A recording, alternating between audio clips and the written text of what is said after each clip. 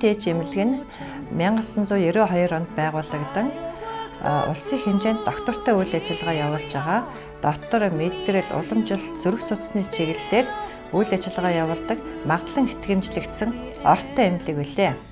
Манай эмнэлгээр олон жил үйлчлүүлж байгаа нийт үйлчлүүлэгч болон Монголын ард түмэнд 2015 онд эрүүл энх сайн сайхан байхын бэлэг тэмдэглэлийг өрөөж сайхан баярлаарай гэж мэдчихлээ.